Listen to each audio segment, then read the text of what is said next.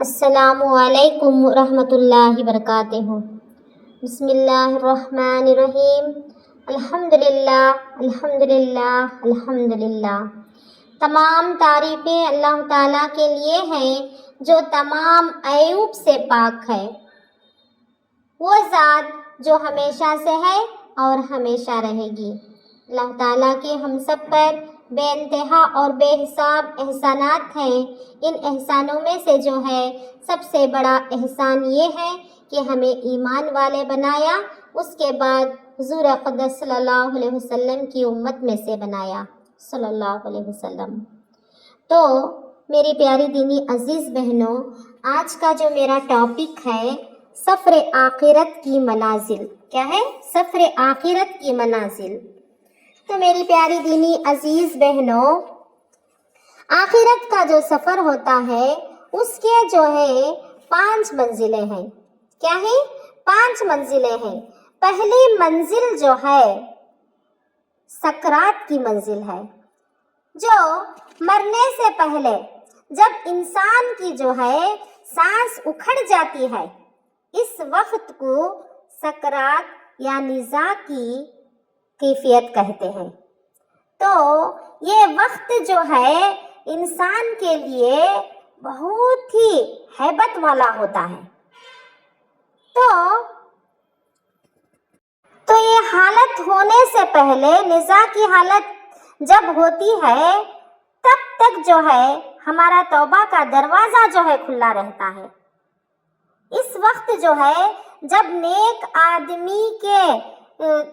آدمی کی جب روح قبض ہوتی ہے تو استقبال کے لیے یعنی ویلکم کے لیے جنت سے فرشتے آتے ہیں۔ یہی وجہ ہے کہ بعض اولیاء کو موت سے پہلے ندا آتی تھی۔ کیا ہے؟ اللہ تعالیٰ نے قرآن مجید میں سورۃ الفجر میں ارشاد فرمایا۔ کیا ارشاد فرمایا؟ اے وہ جان جو اللہ کی اطاعت میں چین پا چکی ہے، اپنے پروردگار کی طرف اس طرح لوٹ کر آ جا کہ تو اس سے راضی اور وہ تجھ سے راضی ہو جائے، اور جو ہے شامل ہو جا میرے بندوں میں اور داخل ہو جا میری جنت میں۔ سبحان اللہ۔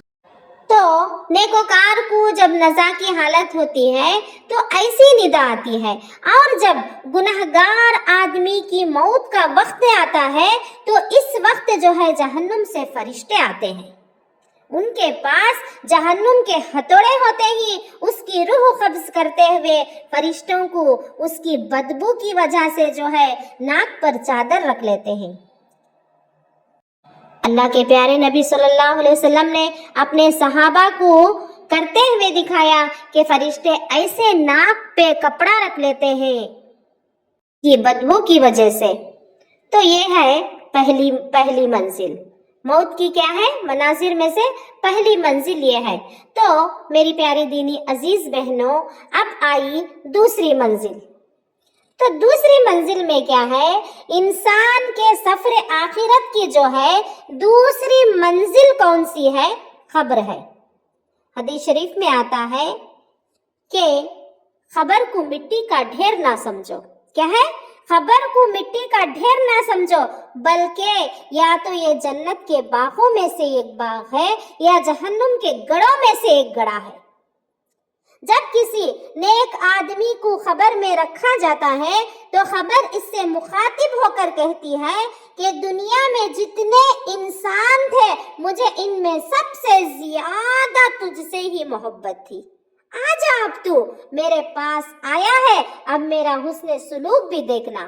تو اس کے بعد جو ہے وہ قبر جو ہے اتنی وسیع، اتنی لمبی چوڑی ہو جاتی ہے کہ جہاں تک اس مردے کی نظر جاتی ہے وہاں تک قبر وسیع ہو چکی ہوتی ہے۔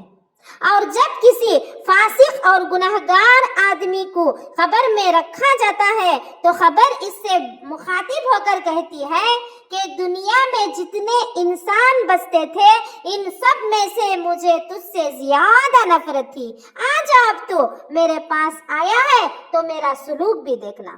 اس کے بعد جو ہے خبر اس کو اتنا دباتی ہے کہ ایک طرف کی پسلیاں جو ہیں دوسری طرف کی پسلیوں میں گھس جاتی ہیں۔ اللہ اکبر۔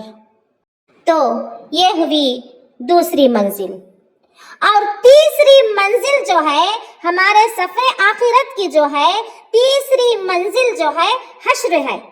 حدیث پاک میں آتا ہے کہ حشر کا ایک دن ایک وقت یہ کیا ہے 50,000 سال کا ہے۔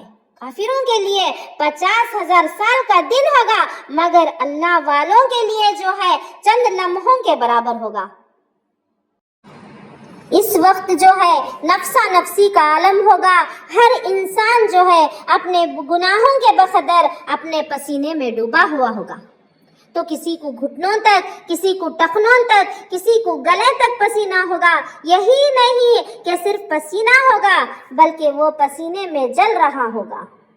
اس دن جو ہے اللہ کے عرش کے سائے کے سوا کوئی سایہ نہ ہوگا۔ اس وقت جو ہے 7 قسم کے بندے اس دن جو ہے اللہ کے عرش کے سائے کے نیچے ہوں گے۔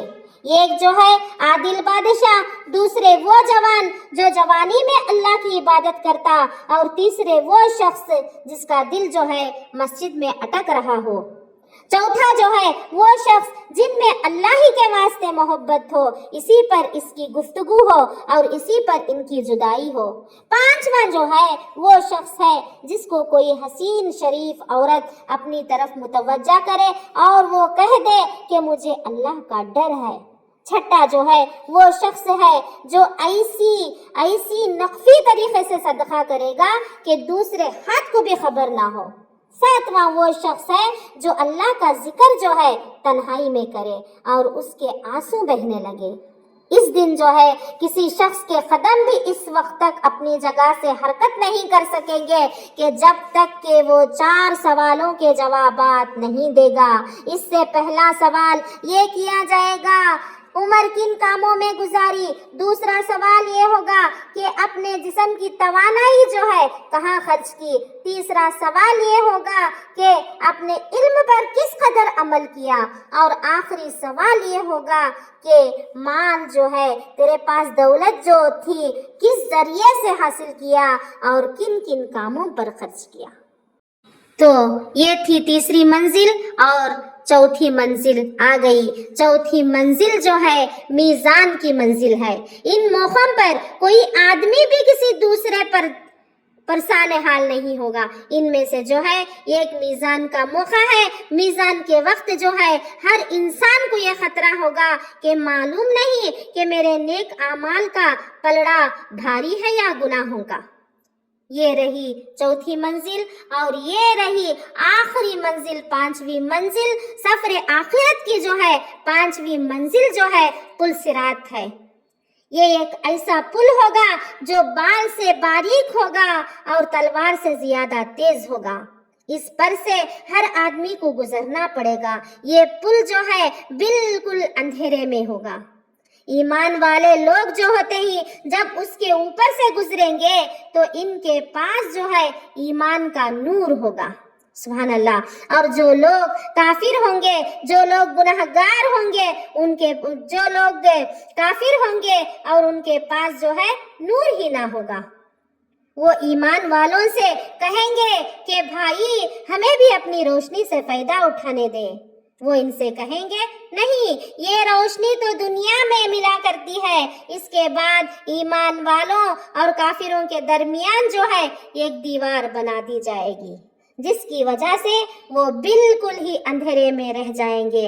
قیامت کے دن جو ہے لوگ اپنے گناہوں کی شکل کے مطابق کھڑے کیے جائیں گے۔ کچھ کے چہرے پر نور ہوں گے اور کچھ کے کالے ہوں گے۔ اللہ تعالی ہمیں سننے سے زیادہ عمل کرنے والے بنائے، آمین۔